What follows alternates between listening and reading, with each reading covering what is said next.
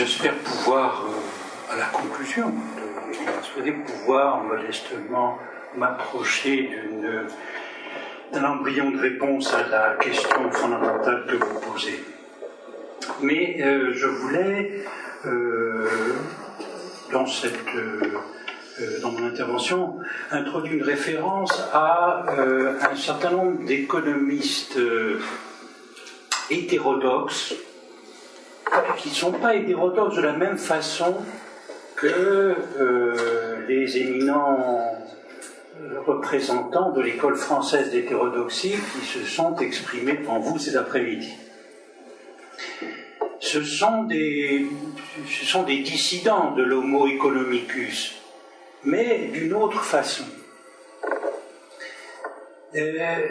Ils ont, disons, c'est une autre façon de s'adresser, comme on dit en anglais, c'est une autre façon de rencontrer le problème que Olivier Favreau, dans son exposé, a très bien mis en valeur, en séparant l'inconsistance des marchés et l'inconsistance rationnelle.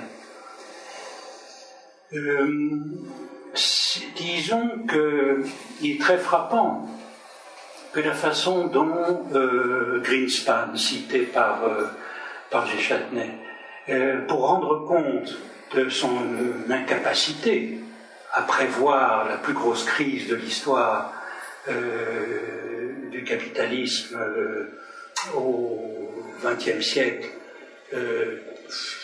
après 29 bien sûr, le Greenspan, qui est quand même l'homme des calculs, celui qui agrégeait le maximum de statistiques, celui qui était vraiment le sujet supposé savoir, s'est retrouvé sur les bras avec une crise dont il n'avait absolument pas vu venir les prémices. Et en effet, dans ses mémoires, quand il en rend compte, il dit qu'en effet, simplement, les calculs ont très bien fonctionné, simplement, il a sous-estimé les comportements irrationnels sur les marchés, et spécialement les comportements à la fois d'imitation, les comportements moutonniers, et les comportements de panique. Et donc, il renvoyait lui-même en disant qu'il n'a pas assez tenu compte des apports de l'économie comportementale, qui essaye de prendre en charge précisément ce que Michel Aglietta nous a fait comprendre sur le terme de phénomène mimétique. Le terme mimétique rend compte des comportements d'identification.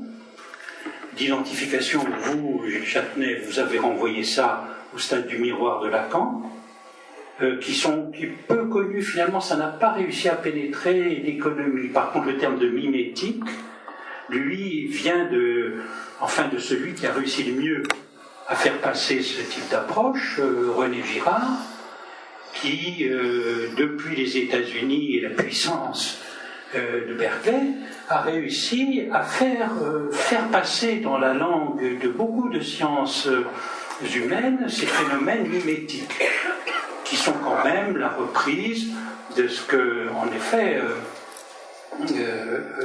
Kojève, dans sa lecture de Hegel, notait du moment de confusion de l'objet du désir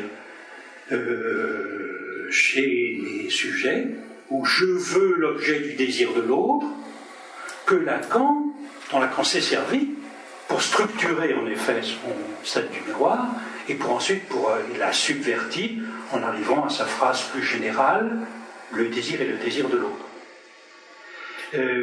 Mais là, au fond, l'ambition de l'économie comportementale est de prendre en charge précisément ces phénomènes mimétiques aberrants qui échappent au calcul rationnel et qui donnent ces phénomènes de panique et fuite qui se manifestent dans les crises, dans ces événements spécialement improbables, les événements qui, au fond, dans le calcul, peuvent être montrés comme nécessairement rares, comme les a qualifiés le théoricien du signe noir, l'événement, certes très peu probable et qui finit par se produire, ne mettant pas en cause la rationalité. Mais ce qui finit par se produire, et qui peut être, même si très improbable, finit par se produire, déclenche des phénomènes qui, dans un contexte où, alors là, où la contingence est au maximum, déclenche ces phénomènes qu'a très bien décrit Michel Abiletta, la recherche désespérée d'un garant qui viendrait arrêter l'effondrement en chaîne de ce je veux l'objet de l'autre et qui toujours fuit davantage sans rencontrer un phénomène d'arrêt. Alors, s'il est rationnel de ne pas être entièrement rationnel, comme le notait fort bien Olivier Favreau, les économistes comportementalistes ne prennent pas du côté des équilibres non coopératifs. C'est une approche un peu différente. Le tricher parce qu'on doit tricher, au fond, c'est les types, les équilibres. L'équilibre général a été sauvé par les types d'équilibres, les équilibres non coopératifs, dont le héros romantique et Nash, ce mathématicien fou, dont les théories de calcul des équilibres non coopératifs, c'est-à-dire la mise en théorie de sa paranoïa, lui ont permis, enfin le succès du film The Beautiful Mind, ils lui ont permis quand même finalement d'être un exemple de comment quelqu'un qui souffre d'une maladie mentale extrêmement grave réussit quand même à avoir un prix Nobel au bout d'un certain temps. Il y a beaucoup de critiques à l'institution des Nobel, vous l'avez fait et c'est juste, ce sont des faux, mais finalement ils servent au moins à ça, à donner le fait que Nash quand même a pu mériter son Nobel et qu'il a fait un discours extraordinaire, subdélirant, lorsqu'il recevait son prix, et en notant que d'accord, il était un bon exemple parce que comme il était fou, il dit j'ai la chance, j'ai connu tous les traitements possibles. Je suis soigné depuis 1958, j'ai eu tous les traitements possibles, j'ai connu toute l'évolution de la psychiatrie à moi tout seul. Et il dit, je constate, c'est très intéressant, surtout que mon fils aussi, parce que mon fils souffre de la même chose que moi. Et lui aussi, nous continuons à expérimenter tout ce que peut offrir la psychiatrie.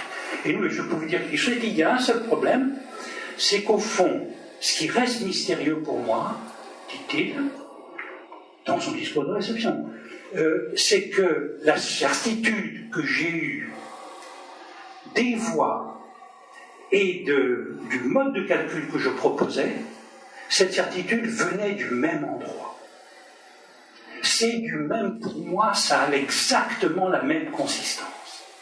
La sûreté des mathématiques et les voies qui venaient. Et il donnait ça comme exemple, pour faire réfléchir la communauté des scientifiques et des psychiatres à ce beau problème qu'il laissait. Mais là, ça n'est pas l'équilibre paranoïaque de Nash que je voudrais reprendre. Je voudrais m'intéresser dans cette même veine à c'est les grands fondateurs de l'économie comportementale. Alors, d'abord, son succès. Par exemple, de même que Greenspan a voulu expliquer son échec en ayant recours à cette théorie, de même, l'administration Obama a pris comme économiste conseiller principal du président, qui n'en manque pas, nous sommes aux États-Unis, comité de toutes sortes, mais quand même, le plus proche était, étant donné au fait qu'Obama venait de Chicago, Cass Sunstein, qui est professeur d'économie comportementale à Chicago, et qui, au fond, a fait la théorie de qui a dirigé les économistes qui allaient mettre en place le programme de santé qui est connu sous le nom d'Obamacare, et comment allaient être rédigés les formulaires qu'on allait envoyer, et le portail informatique. Et donc, il a écrit un livre qui s'appelait Nudge, Improving Decisions About Health, Wealth and Happiness, qui donnait l'extrémité de son programme. C'est-à-dire comment faire en sorte de persuader les gens qu'ils devaient prendre l'option par défaut qui était la plus favorable au système d'ensemble, tout en leur donnant l'illusion du choix. Et donc, l'ensemble de son idée était comment biaiser de façon comportementale l'homo economicus. On garde le système du choix, on garde le système fondamental de l'obtention de l'équilibre, mais on le biaise. Alors le système le plus simple pour biaiser, c'est, il dit, il faut faire deux choses. D'abord, il faut toujours donner l'option quitter le programme, opt-out, doit être conservée. C'est fondamental pour donner l'équilibre du choix. Et deuxièmement, il faut que toujours sur la première ligne, tout le temps, soit répétée l'option en fait la plus centrale pour le système. C'est exactement la même chose que dans les cantines. Si vous voulez que les enfants mangent des légumes verts, il ne faut pas leur faire des cours de morale sur les légumes verts et par rapport aux frites. Il faut faire en sorte qu'ils aient le moins d'efforts possible à faire pour, à la cantine, que les assiettes qui soient toujours proposées, ça soit les légumes verts et que les frites soient très loin derrière. Et qu'à ce moment-là, vous obtenez beaucoup plus de résultats. Alors ça, c'est généralisé dans tout le système nudge qui explique comment on peut, nudge en anglais ça veut dire le petit coup de pouce qu'on donne comme ça pour que ça se passe dans la bonne direction. Donc on force personne, on l'accompagne. Moyennant quoi, ça évite toutes les décisions, ça évite effectivement tout discours politique comme tel et d'arriver à des choix difficiles à prendre et à expliquer. Il faut beaucoup mieux passer par, donc c'est en silence, le petit coup de pouce. Et donc la théorie de l'économie comportementale, à la fois ces façons de ruser avec l'homo economicus de la théorie standard, ont pris, disons, dans l'économie américaine, un rôle tout à fait distingué. Bien qu'en fait, les difficultés ensuite du portail de santé de l'Obamacare étaient dues, alors là, les problèmes de calcul et l'incapacité de la société informatique à pouvoir supporter le choc. C'est autre chose. Mais là, je voudrais en effet donc reprendre la figure étonnante dans son désir, dans sa pourquoi a-t-il mis au point cette façon, on peut dire, on peut voir, de biaiser l'homo economicus. Le fantasme fondamental de l'économie comportementale, c'est le fantasme d'abolir le fantasme. C'est le fantasme d'abolir l'incertitude. C'est le fantasme d'abolir, en effet, l'inconsistance de la rationalité qu'Olivier Facon mettait en lumière, si clairement. Et de le faire en considérant qu'il est possible de faire des calculs, non pas sur la rationalité, mais sur l'irrationalité du fantasme. Pour ça, donc, le Daniel Kahneman, qui a eu prix Nobel d'économie en 2002, a été fondateur des sciences comportementales. Lui-même, quand il a eu ce prix en 2002, il était professeur non pas d'économie, mais de psychologie et de sciences comportementales à Princeton. Et les Nobel, les faux Nobel, ont récompensé ses travaux sur la psychologie des croyances, des intuitions et des choix. Et ce sont des mécanismes, en effet, tout à fait décisifs en finance, puisque, ils le notent, font la surperformance des actions par rapport aux obligations et autres catégories d'actifs, s'explique par l'excès de confiance et d'optimisme qui caractérise la majorité des investisseurs habitués à agir sur la base de leur intuition. La finance comportementale, dit-il, n'a pas encore développé une compréhension suffisante des vagues collectives d'euphorie, car elle tend à se concentrer sur l'individu et non sur les phénomènes agrégés de changement de croyance. Ça, c'est important parce qu'ici, c'est une critique du modèle standard qui part non pas il ne part pas une critique de l'individu qui est préservé, mais le fait que l'individu, c'est beaucoup moins important que les systèmes agrégés de croyances. Il faut d'abord partir des systèmes de croyances comme tels, de paradigmes. de croyance qui anticipe sur le calcul de l'individu. Au fond, je voudrais présenter la façon dont la recherche de la certitude de Kahneman, sa méfiance critique à l'égard de l'hypothèse libérale de l'individu choisissant comme source de savoir qui pourrait être agrégé, vient en partie de sa vie qu'il a très bien racontée dans l'autobiographie qui est exigée des lauréats du prix Nobel. Et il écrit très bien. Je le cite. Pour voir d'où il vient et où se fonde cette passion intelligente de réduire l'incertitude. Il dit, mes parents étaient des juifs lituaniens, comme Lévinas, qui avaient émigré en France dans les années 20 et avaient réussi. Mon père dirigeait le département de recherche d'une grande entreprise chimique. Mais bien que mes parents aient aimé la plupart de ce qui était français et aient eu quelques amis français, leurs racines françaises étaient peu profondes. Ils ne se sont jamais sentis tout à fait en sécurité. Bien entendu, les quelques restes de sécurité qu'ils avaient ont disparu lors de l'invasion allemande de 1940. J'ai dessiné ce qui était sans doute mon premier graphe en 1941.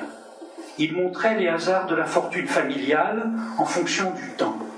C'est autour de 1940 que la courbe entrait dans le domaine négatif.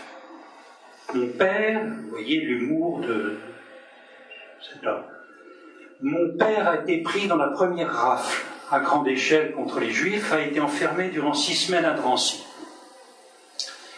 Il a été relâché grâce à l'intervention de son entreprise, qui était dirigée, je ne l'ai appris que récemment par un article, par un des principaux soutiens du parti fasciste en France.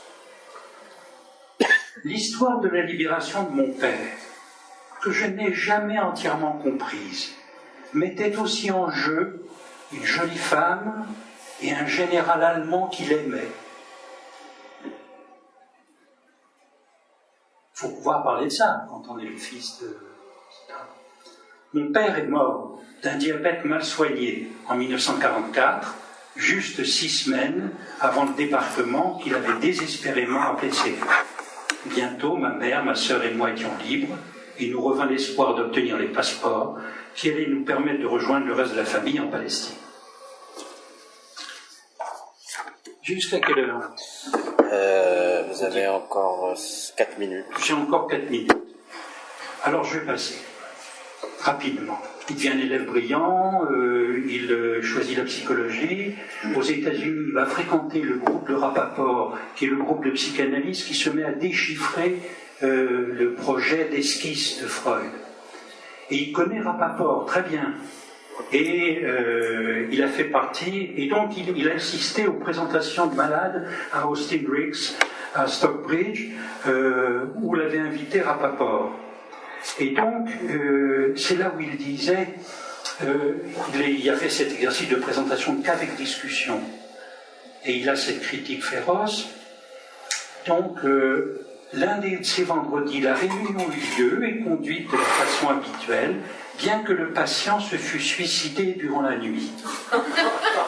Ce fut une discussion remarquablement ouverte et honnête, centrée sur la contradiction entre le puissant sentiment d'inévitabilité de l'événement et le fait pourtant que personne n'avait prévu le suicide. C'était une illusion cognitive difficile à comprendre. L'ironie de Kahneman peut être mordante. Et c'est un conteur. Mais on voit pourquoi lui a choisi et voulu obtenir à tout prix la précision et un calcul qui permettent de surmonter ce qui est pour la psychanalyse l'irréductible. En effet, les calculs ne rendront pas compte de la question de l'acte. Et en effet, l'acte, le fait qu'un suicide peut toujours être prévisiblement pas savoir le moment où il va se produire, ça c'est une confrontation, puis lui a voulu suturer ce point.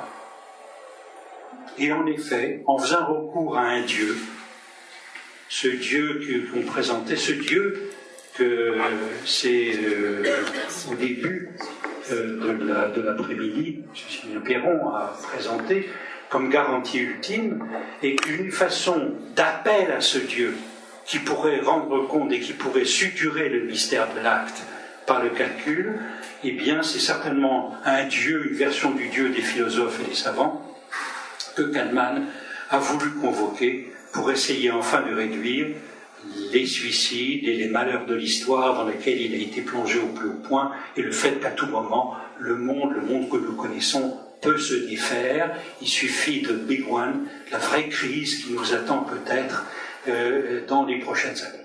Alors, je voudrais simplement conclure sur un point. Vous évoquiez, votre question, comment toucher, ou dans la magie du chiffre. Eh bien, je dirais, c'est ma réponse à la question qui était posée à la table précédente. Comment est-ce que le système, ce système, si atroce et injuste par bien des façons, comment se maintient-il? On pourrait dire, la version Churchill de l'affaire, c'est parce que c'est le moins pire étant donné tous les autres, et étant donné l'échec de l'expérience des systèmes communistes à la fin du XXe siècle. Peut-être. Peut-être aussi on pourrait dire que c'est surtout le système qui essaye, comme Kahneman, de soutenir la promesse d'un Dieu qui nous sauverait, ce fameux Dieu que Heidegger convoquait sur le terme « seul un Dieu peut nous sauver dans les temps de détresse », c'est-à-dire qui peut savoir comment se sauver. Mais là, c'est à l'époque de la civilisation de la science, c'était la civilisation de la science et du chiffre, l'époque en même temps du marché globalisé et des sociétés multiculturelles. La certitude qui se tient ne peut pas se tenir dans le discours. La seule certitude qui est acceptable par tous, c'est la certitude du pour tous de la science. Pour tout X, phi de X. C'est la seule chose qui est admise comme pouvant faire une certitude à un appui. Et en ce sens, ce système dans lequel, qui se dégage et qui se définit de pouvoir ne se tenir que d'un calcul, comme le Bitcoin ou comme le chain block, que d'un calcul, sans aucune autorité, sans signifiant maître, dit-il, pense-t-il, Lacan pense impossible qu'une formation humaine puisse exister sans un signifiant maître. Mais ce qui est avancé, c'est pas d'autre signifiant maître que la certitude de la science. Et de dire, et que le marché ne serait justifié que parce qu'il n'est que le produit du calcul, en effet. Et que ces imperfections rentreraient, en effet, devraient être expliquées par d'autres calculs, type l'économie comportementale, rendant compte des trous dans le calcul et rendant compte, fondamentalement, du trou et de l'inconsistance rationnelle, ce que Jacques Lacan a appelé le S de grand Tabaret, dont il a fait valoir les résonances, bien sûr, à partir de l'inconscient, mais qui peuvent être utilisées comme formule logique, en effet, pour désigner que nécessairement, dans tout système langagier ou de calcul, il y a un point qui échappe et qui est celui d'où revient la cause et l'objet perdu.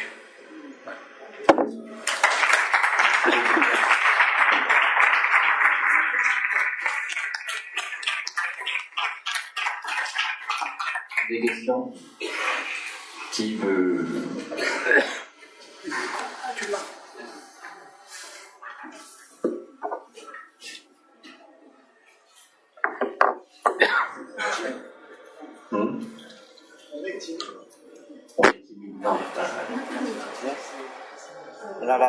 Là-bas.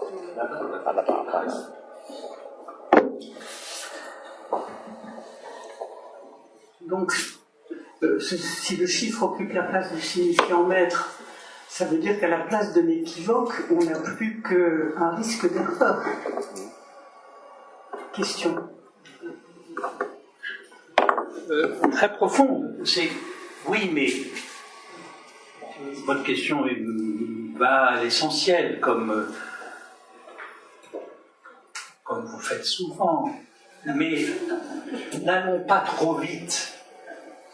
Lorsque nous disons substituer le calcul au signifiant mètre. Le signifiant mètre, justement, le calcul, c'est une figure nouvelle qui prétend instituer un lien social sans signifiant mètre. Pur calcul. C'est exactement l'écart qui existe entre une société qui se dirigerait par les normes, Foucault, etc., ce qui suppose de signifiant mètre, et la société dirigée par les algorithmes. Les machines calculent. Les machines calculent et donnent l'algorithme. L'algorithme dit la chose à faire et pourra calculer toutes sortes de choses. Actuellement, les GAFA calculent des tas de choses avec leurs algorithmes sur nos comportements, les agrègent, etc., et permettent à vocation de les réguler. Les systèmes de santé gérés par algorithme, ça donnera, en tout cas qui veulent être gérés par algorithme, ça donnera justement pas les débats sur quelle est la norme, quel est le signifiant mètre. C'est la meilleure solution et c'est ce qui fait que une société, la société de la science gérée par les algorithmes, donne une perspective qui, elle, entre profondément en conflit avec, disons, la société que nous avons connue, des normes, des signifiants mètres et des statistiques. On rentre dans une autre question où les questions politiques devront être posées sans doute différemment, mais maintenant, ayant pris ce temps supplémentaire, votre question de dire on remplace l'équivoque par l'erreur, en effet, c'est tout à fait le but. Il n'y aura plus jamais d'équivoque. La langue est parfaite. Il n'y a plus que des erreurs de calcul. Et ça, non. C'est faux. L'équivoque est toujours là, c'est-à-dire savoir si effectivement à qui va profiter le calcul. L'équivoque est toujours ouvert. Pour aller dans le même sens, est-ce qu'au fond, on n'est pas en train de construire tout simplement un énorme mensonge ? Puisqu'effectivement c'est faux, et la hauteur de ce mensonge, dont pour l'instant on semble ne pas vouloir se réveiller, enfin les économistes avaient l'air de dire ça à la table précédente, puisque les arbitrages se font toujours dans le même sens, quand on sait que ça repose sur des erreurs. Au fond, la hauteur de ce mensonge est-il à la hauteur de l'angoisse qu'on essaye, enfin que la société ou que des... oui, c'est ça, des collectifs essayent de traiter cette angoisse-là, au fond, plutôt. Le mensonge, en tout cas, le mensonge accompagne toujours tout discours précisément sur cette organisation, la représentation qu'on se fait. Vous évoquiez l'expression de Legendre du miroir social. Tout ce qui est de la représentation du réel enjeu dans cet autre qui nous précède. La conception d'Alietta, c'est très lacanien, c'est l'autre est avant. Le sujet s'y accroche, il s'y représente. Mais le lien social est d'emblée présent, le lien social, un lien social de tous. Le lien social, disait Lacan, des travaux, est paranoïaque, met en jeu un tous. Mais pour se le représenter, il y a toujours une fonction mensonge. La fonction mensonge peut être interprétée en termes marxistes, c'est les intérêts de classe, etc. Elles peuvent être interprétées en termes foucauldiens, en termes... D'une certaine façon, il y a mensonge. Mais là où il y a mensonge, il y a les protestations de vérité qui se fondent sur le point de réel. Si vérité et réel ne se confondent pas. Néanmoins, ce mensonge, en effet, entraîne des résistances. D'autres mensonges, ou, comme disait l'autre, partout où il y a oppression, il y a résistance. Eh bien, certainement, la façon dont notre époque va avoir affaire aux fake news, aux mensonges, à la post-vérité, etc., va nécessiter des luttes originales, des affrontements nouveaux. Ça ne va pas cesser. Et ce qui est, disons, une version démocratique. Là, pour le coup, je disais que il me semblait que Lacan n'était pas très, disons, très gaucher, très dans la même longueur d'onde que Marcel Gauchet pour les histoires de sortie de la religion. Par contre, je trouve très juste la perspective que Marcel Gauchet a sur la démocratie. La démocratie, c'est d'abord, il y a un affect de deuil. La démocratie n'est pas un discours qui a introduit à une allégresse hippomane. La démocratie est toujours teintée de deuil, car c'est le deuil de l'unité. D'où les attraits du populisme, qui redonnent un boost à ceux qui s'appuient sur le peuple. Retour de l'unité. Et ça donne ces aspects, quelquefois, enthousiastes, quand Mélenchon arrive à faire vibrer la corde qui sait faire vibrer, on voit des résonances. C'est pas l'affect dépressif, c'est l'affect enthousiaste, etc. Car il restitue l'unité. Bien, avec l'idée du mensonge, le mensonge va faire en effet, de nouvelles résistances, et ce sera l'invention démocratique qui est devant nous, qui est à faire, qui tient compte de l'avancée actuelle de l'état de la science, à mesure que les effets de la science et la civilisation de la science se font sentir par ces nouvelles technologies. Quand on nous annonce la fin du travail, c'est pas la fin du travail dans la perspective marxiste. D'autrefois, quand c'est les géants de Californie et de la tech qui annoncent la fin du travail, bien entendu, tout ça va donner des résistances. Et on voit que les avancées de la science déplacent les questions sociales, et c'est ce qui fait l'invention de la démocratie qui doit, et je dirais, le désir de démocratie. Qu'est-ce que la psychanalyse peut faire? La psychanalyse, vous voulez qu'elle fasse? La psychanalyse, c'est une discipline, simplement, une discipline critique, comme d'autres, comme l'économie critique, comme la sociologie critique, c'est une discipline critique qui est là pour essayer de ne pas faire croire au Père Noël.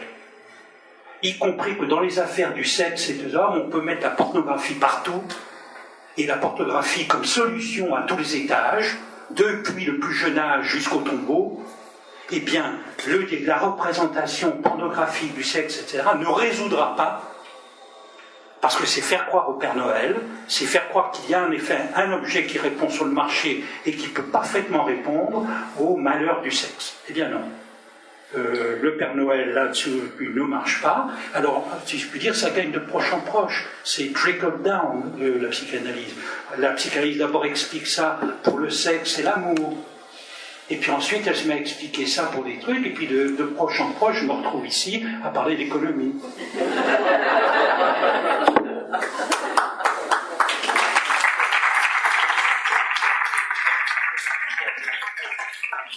Bon, on a encore 10 minutes pour les questions. Ah. Hein? Baladini. C'est un commentaire en même temps qu'une question. Mon impression a été que la théorie économique standard, que nous sommes un certain nombre à critiquer, bien loin de pâtir de ses insuffisances, est de plus en plus vraie, entre guillemets, en ce sens qu'elle est entrée dans les esprits de façon de plus en plus profonde, de plus en plus efficace. Et je crois que par rapport à ma jeunesse, j'essaie de comparer, je trouve que les gens pensent davantage aujourd'hui en termes économiques qu'ils ne pensaient avant, et je ne vois pas très bien l'issue dans cette affaire. Je ne sais pas si vous en voyez. Oui, moi, excusez-moi une seconde, j'ai un peu la même une double interrogation par rapport à ce qu'a dit Jean, c'est-à-dire effectivement, on a des objets maintenant qui nous permettent de nous marchandiser à un point qui n'existait pas il y a quelques années. C'est-à-dire que maintenant, j'ai un truc qui traîne chez moi, je peux le revendre sur Internet. Cette phrase paraît toute simple, je peux le revendre sur Internet. Alors qu'avant, j'en faisais rien. Et donc, de proche en proche, je me mets à réfléchir à la valeur de revente de ce qui est chez moi, de ce que je peux acheter, etc. Donc, je me comporte en marchand. Je peux évidemment travailler pour Deliveroo, ce qui n'existait pas il y a quelques années.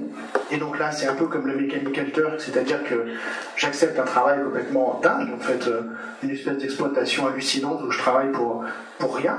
Et donc cette possibilité-là, elle m'est offerte, surtout si je suis jeune, étudiant, etc. Donc je me marchandise à outrance. Et donc moi aussi, j'ai l'impression que le marché gagne l'intimité des gens. Et je me demandais comment ça se... si on en trouvait une trace dans les consultations, c'est-à-dire que est-ce que les psychanalystes effectivement constatent que les gens se pensent de plus en plus comme se vendant sur différents marchés du sexe, du travail, de la consommation, etc. Absolument, ça c'est un point que vous soulevez qui est très important. En effet, les psychanalystes voient arriver chacun, enfin, dans nos contemporains, ont une difficulté amoureuse ou sexuelle, immédiatement il va sur Tinder. Tinder, mythique, je veux dire, c'est immédiatement le marché du sexe, trouver l'objet pour remédier à une difficulté, une angoisse, un symptôme, tout ce qu'on veut. Le marché est là, mais ça occupe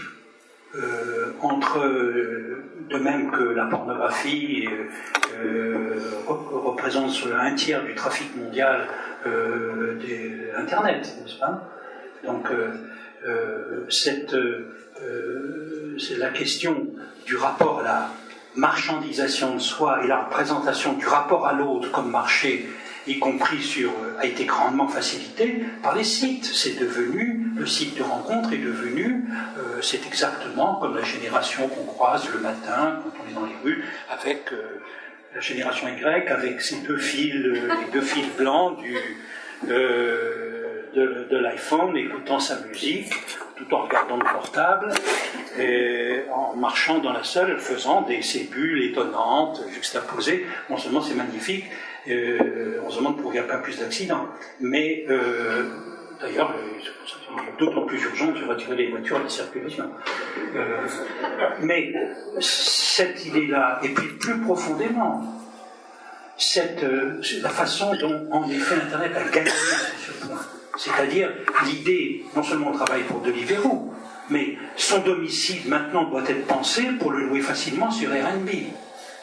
Et on installe son domicile de façon à ce qu'il n'y ait pas d'objets de décoration trop précieux, trop machin, etc. De façon à pouvoir le filer, pour agrandir des fins de mois. Donc, quand on n'est pas propriétaire soi-même de Airbnb, 5 appartements dans Paris, etc. Mais le Airbnb, pour la voiture, c'est pareil. Donc il y a tout un champ enthousiaste, l'économie participative, blabla, etc. Tout ça est quand même de l'ordre des sornettes. C'est en effet une marchandisation toujours plus profonde qui avance. Et le grand aphorisme de la côte ouest, quand quelque chose est gratuit sur Internet, c'est que vous êtes le produit. When something is free, you're the product. C'est en effet... on peut utiliser gratuitement parce que tous vos clics sont utilisés et ensuite Google, revend à d'autres les préférences et ça permet d'avoir des publicités à l'horizon de la publicité individualisée, ciblée, etc. qui est aussi un grand fantasme.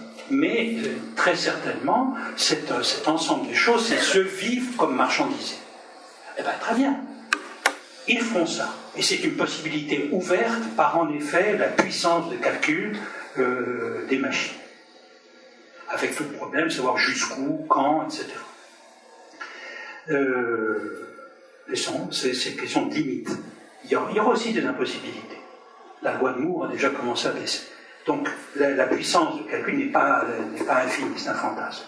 Mais, néanmoins, cette nouvelle conception du monde donne des impossibilités. De même que le sujet qui vient voir le psychanalyste et qui passe son temps soit avec l'addiction au porno, soit sur les sites de rencontres pour essayer de résoudre un problème, au bout d'un certain temps, on se rend compte qu'en effet, il se cogne sur les mêmes murs. Il se cogne sur les mêmes murs et commence à déchiffrer ce qui l'anime, ce qui l'agit, c'est-à-dire la loi de son fantasme. Et finalement, il y a dans un certain nombre de demandes contemporaines qui s'adressent aux psychanalystes, des gens qui sont passés, qui ont déjà fait des TCC, ils ont déjà essayé de penser positif, ils ont essayé de remplacer tout ça par des amendes, des choses, ils viennent, ils ont déjà fait tout ça. Mais les murs sont là. Et justement, cette idée il est possible de trouver un déchiffrement du programme bizarre de jouissance qui vous anime et qui n'est certainement pas compatible avec la théorie de standard de maximisation du profit, qui est une étrange maximisation. Eh bien, la psychanalyse peut contribuer à dissiper un certain nombre de sornettes, et d'autres disciplines critiques, eh bien justement, aideront à discipliner ces sornettes à mesure, mais néanmoins, à condition de prendre en compte le fait qu'en effet, pourquoi est-ce que tout ça se fait? C'est par l'avancée de la science. C'est parce qu'il n'était pas quand même prévisible qu'il y ait avoir cette puissance de calcul qui était à la portée maintenant de chacun. Pour se marchandiser, il faut pouvoir bénéficier de la puissance du calcul. Et donc, pouvoir avoir accès à ces sites, etc. Et nous avons à la fois, certes, il ne faut pas, comme disait l'autre, il ne faut pas minimiser les adversaires. Comme disait Greenspan, il faut faire attention, il ne faut pas minimiser les phénomènes. Mais d'accord, mais nous aurons ces phénomènes d'émotion du corps social, et d'une certaine façon, d'accord, le modèle gagne, mais en même temps, nous voyons de plus en plus que ça ne marche pas. Ça ne marche pas. Lacan écrivait à l'époque où les marchés communs étaient encore une figure d'avenir, etc. Maintenant, le marché commun européen, il faut le réparer, c'est un désastre. Le Brexit donne lieu à des trucs. Nous avons les États-nations qui rentrent dans des crises fondamentales, de la Catalogne à l'Écosse, etc. La Catalogne, c'est demain. Très intéressant à suivre. Nous avons partout des phénomènes, les dernières élections allemandes, etc., donnent l'idée que précisément il y a des nouvelles résistances très profondes. Ça ne marche pas. Il y a un monde qui cloche et qui cloche profondément, et bien entendu, le fait que nous ayons eu aussi, dans ce triomphe du phénomène standard, de penser que la crise de 2007 fait encore, comme le disait récemment Martin Wolf, nous sommes quand même, 10 ans après la crise, nous sommes à 25% de PIB en dessous de ce que ça aurait dû être, et qui était inclus dans les modèles. Donc, profondément, nous sommes dans une crise permanente, qui fera que l'invention de la démocratie de demain est en cours, et je crois, si vous voulez, que quelles que soient ces apparences sur, en effet, ces phénomènes d'un côté qui se généralisent, de l'autre, nous avons des phénomènes beaucoup plus aussi puissants et qui restructureront, qui feront les points de réel sur lesquels la démocratie de demain devra s'appuyer.